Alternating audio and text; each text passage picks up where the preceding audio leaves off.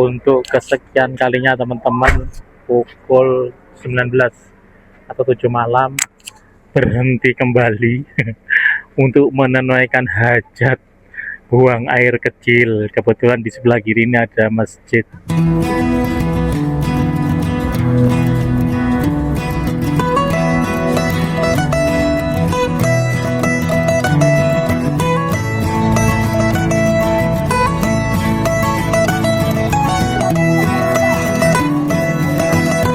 Kita kembali melanjutkan perjalanan hari ini.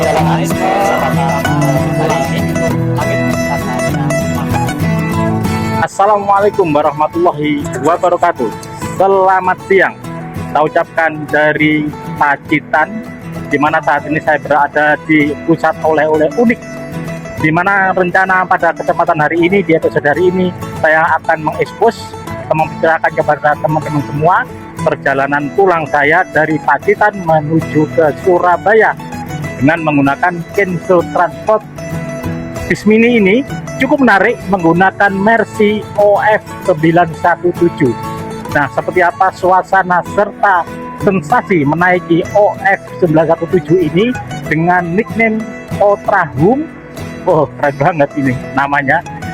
Saksikan selanjutnya di tayangan ini.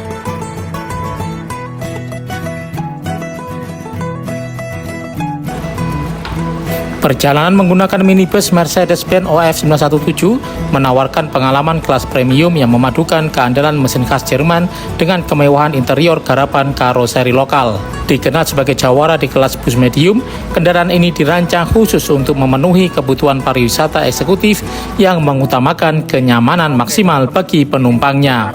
Beberapa unit seperti suite kombi dari Laksana menawarkan kursi yang dapat direbahkan hingga 150 derajat, memberikan posisi istirahat hampir rebah sempurna. Penataan kursi yang lebih lega memberikan ruang gerak yang lebih luas, sering berisi sekitar 20-29 kursi untuk menciptakan atmosfer kelas eksekutif. Meskipun berukuran medium, suspensi Mercedes-Benz OF 917 dirancang untuk meredam keguncangan dengan baik, memberikan sensasi berkendara yang stabil bahkan di jalur berkelok. Kemampuan mesin 3.900 cc yang efisien bekerja dengan halus menciptakan kebisingan dalam kabin sangat minimal. Dengan kombinasi sasis yang kuat dan bodi bus yang futuristik seperti Jetbus 5 atau Torista SR3, Mercedes-Benz OF 917 menjadi pilihan utama bagi yang menginginkan perjalanan darat dengan standar layanan bintang 5. Pukul 15 atau 16.02 bis diberangkatkan dari pusat oleh-oleh unik yang ada di Pacitan. Perjalanan mungkin ya harusnya sekitar 6 jam ya, jika tidak ada hambatan atau pemberhentian. Kalau ada banyak pemberhentian ya molor lagi. Bisa 12 jam, 11 jam, kurang lebih begitu teman-teman. Ya, ini suasana perjalanan dari unit yang ada di kawasan Pantai Pelayar ya. Inilah kawasan wisata, jadi jalannya naik turun nih teman-teman.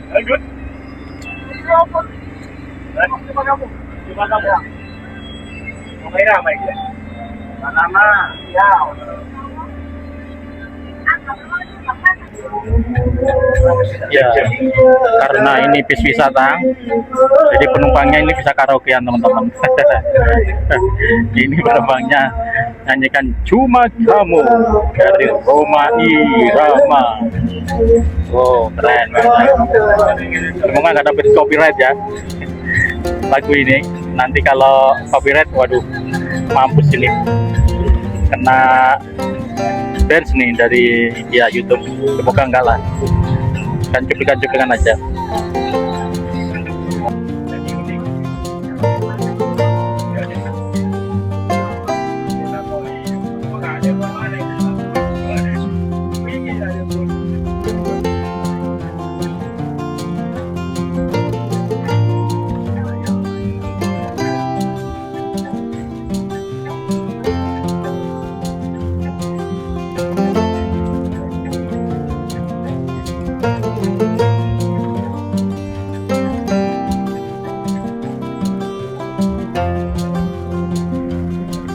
Jadi teman-teman kalau lewat Pacitan menuju ke pantai Klayar, kita akan disuguhi pemandangan-pemandangan yang ciamik ini. Di sebelah kanan di saya ini adalah view pantai, entah namanya apa, tadi cuma di pantai apa? Oh, Ocean Views ya. Jadi di sini ada salah satu spot mungkin untuk selfie dan foto ya. Tadi ada tulisan Ocean Views yang ada di atas sana. Dari sini mengintip sedikit gambaran pantai-pantainya teman-teman. Wah, sayangnya memang kita nggak jelas di monitor teman-teman, tapi kasat mata dari sini cantik banget ini. Sore itu paling nyaman ya di pantai, bermalam di pantai juga seru ini, mendengarkan deru ombak begitu ya.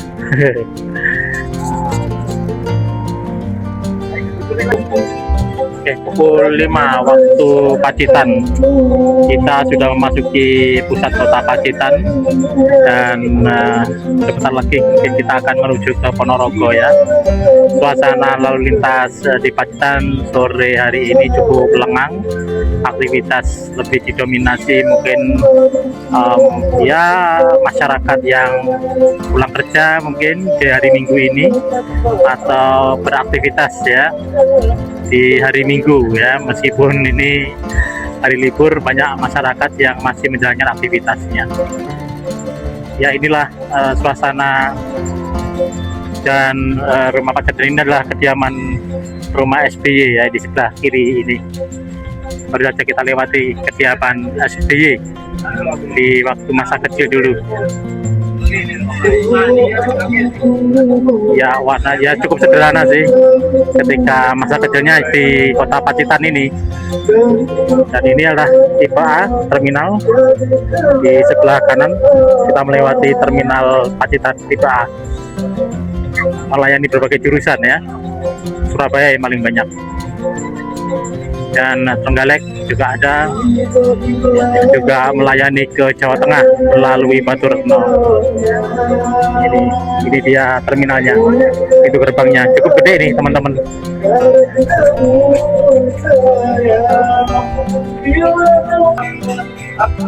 Ya, waktu menunjukkan 17.30 ya teman-teman.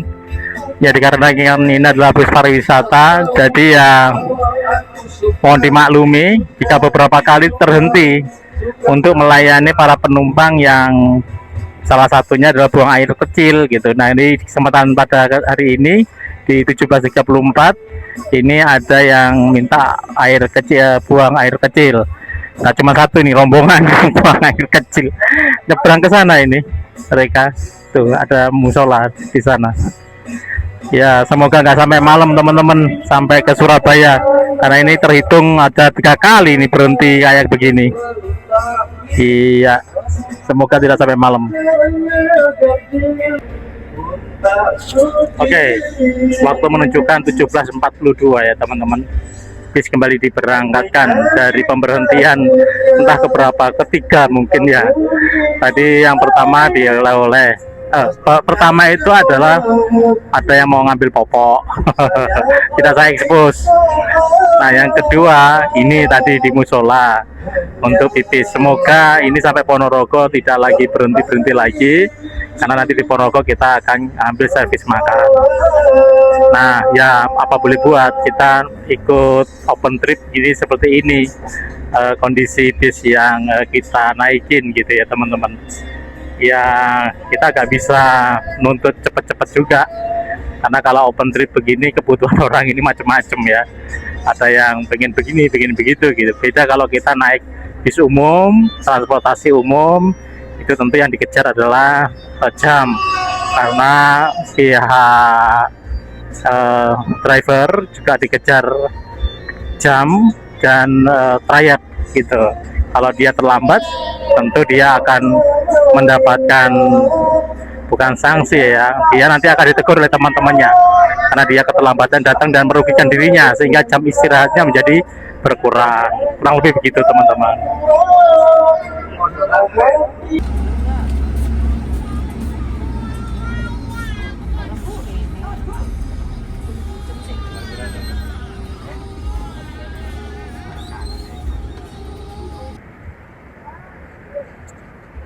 Oke teman-teman, pukul 19.30 kita sampai di alun-alun Ponorogo. Dan karena ini adalah open trip bersama bareng-bareng dengan teman-teman wisatawan. Nah, di alun-alun ini kita diberi waktu untuk ngeres lebih dahulu, cari makan. Cuma cari makannya ini tidak diservis, cari makan sendiri-sendiri, disesuaikan dengan budgetnya masing-masing.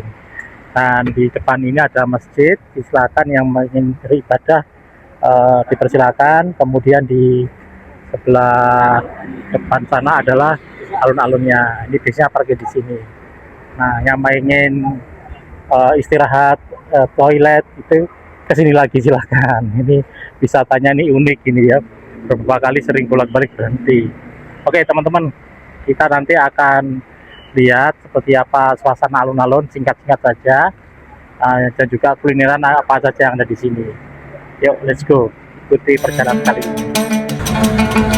Ini Masjid Agungnya teman-teman, lumayan gede dan keren banget, estetik ya.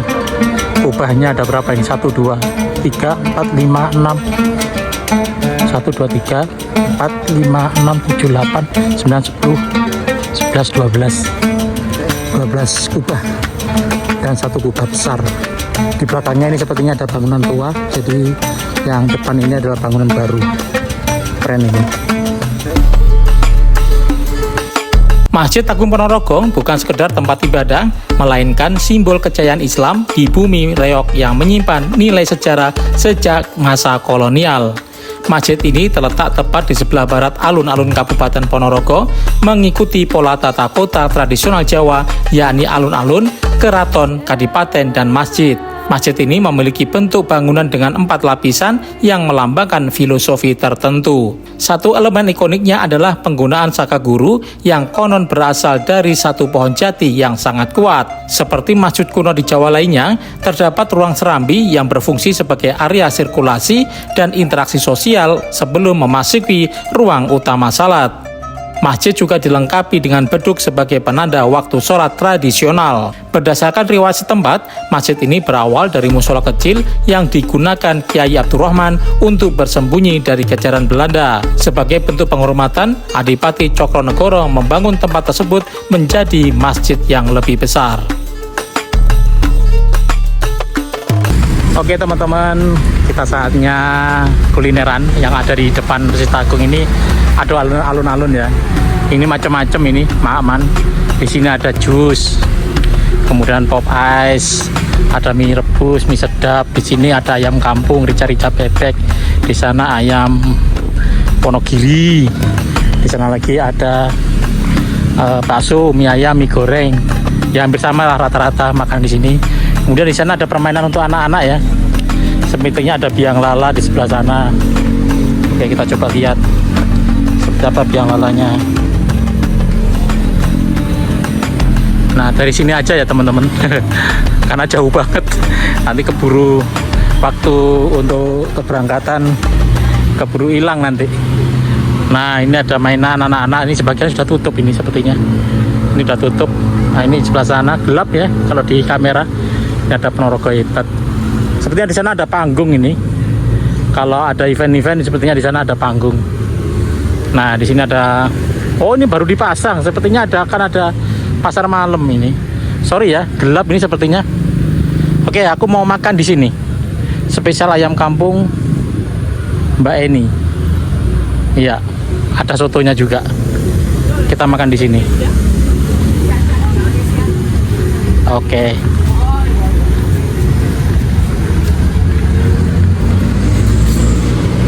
Di sini ya.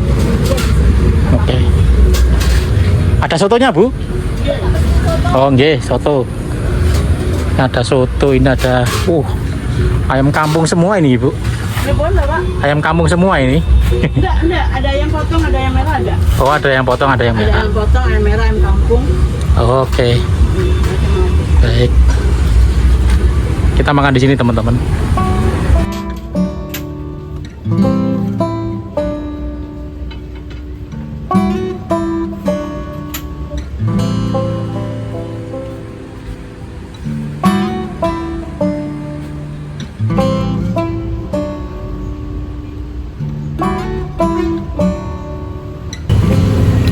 Yuk kita coba sotonya, seger ternyata. Jadi soto di sini tuh rata-rata bening, teman-teman. Jadi ya karena bening, jadi mirip-mirip sop lah. Bagi orang Jawa Timur yang biasa makan soto Lamongan, tentu agak berbeda rasanya, sensasinya juga agak berbeda. Kalau soto Lamongan tentu sudah dimasukkan dalam pancinya begitu, dia sudah di situ, kemudian diangetinnya di situ gitu, kemudian dimasukkan ke dalam adonan nasinya. Kalau di sini sotonya terpisah gitu, jadi diangetinnya ketika ada pesanan. Kalau yang Lamongan kan biasanya sudah diangetin lama gitu ya, sehingga kesannya memang seger, jadi kayak mirip sop akhirnya. Tapi tetap namanya soto gitu ya, walaupun jadi miripnya sop. Keren.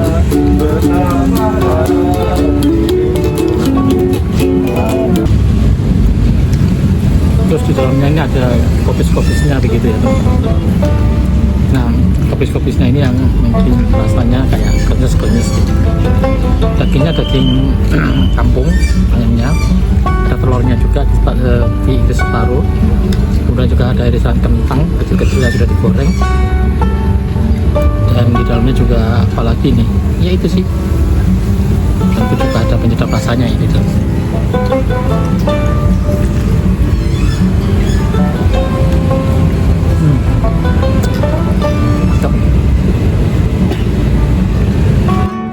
Oke teman-teman, pukul 21.15 ya, 16 bus diberangkatkan dari alun-alun Ponorogo dan kita menuju ke Surabaya. Semoga ya tidak ada pemberhentian lagi dan langsung langsat, sehingga perjalanan diperkirakan 5 jam. Jika ini perjalanan artinya tidak ada pemberhentian lagi. Tidak tahu lagi kalau ada pemberhentian lagi, tentu akan menambah durasi jarak tempuhnya atau durasi sampai di kota Surabaya. Ya, bismillah, semoga ini bisa menjadi tanda baik untuk sampai Surabaya tepat waktu. Berarti ya dari Senin ini kita sampai Surabaya, semoga enggak lah ya, bisa sampai Surabaya pukul 12 atau jam 1 malam ya, atau dini hari. Oke, kita nikmati perjalanannya.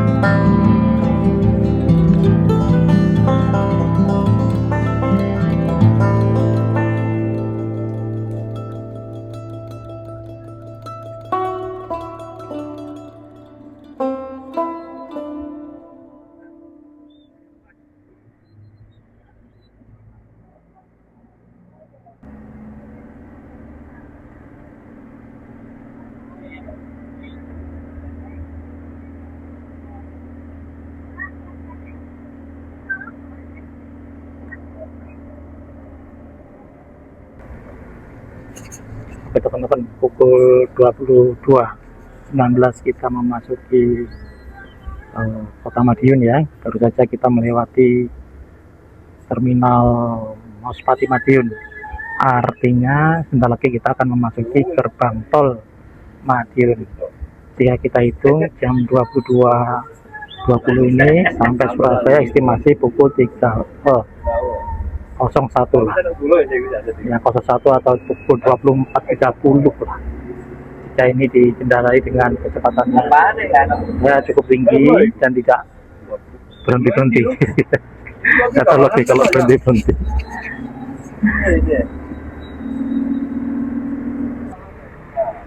Pukul 22.27, entah kali keberapa ini berhenti lagi untuk melayani penumpang wisatawan yang pergi ke toilet.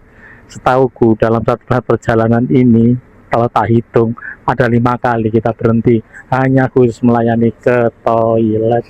Ini luar biasa ini ya, kita nggak bisa menyalahkan karena adalah wisata open trip dan rata-rata yang pengikutnya adalah keluarga ya, kita nggak bisa memberikan larangan atau himbauan ya, apapun yang mereka minta ya dilayani lah. Mau pergi ke toilet ya ke toilet, berhenti, kita pergi kemana ya berhenti lagi gitu. Nggak tahu, semoga bisa sampai ke Surabaya bisa nggak lebih dari jam 1 malam ya, semoga demikian teman-teman. Oke teman-teman, pukul 22.39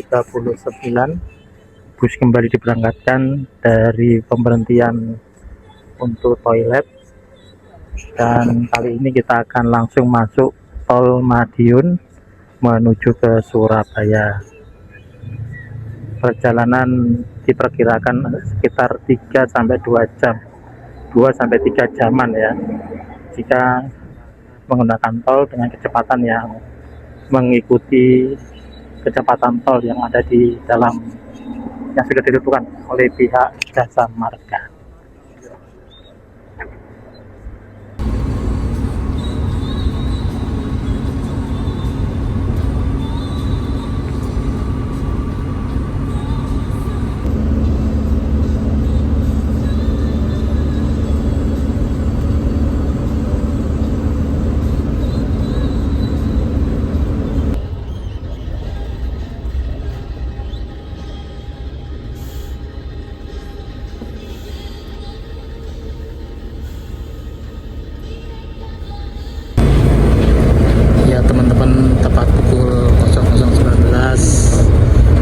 Kita memasuki kota Surabaya dari gerbang tol Warugunung, dan lumayan on time ini waktunya. Jadi di tol tadi lumayan ngebut ini bisnya, sehingga tidak sampai jam 1 malam. Dengan demikian berakhir pula vlog kali ini. Matur nuwun sudah disaksikan atau dilihat sampai full finish. Semoga kita ketemu di vlog berikutnya.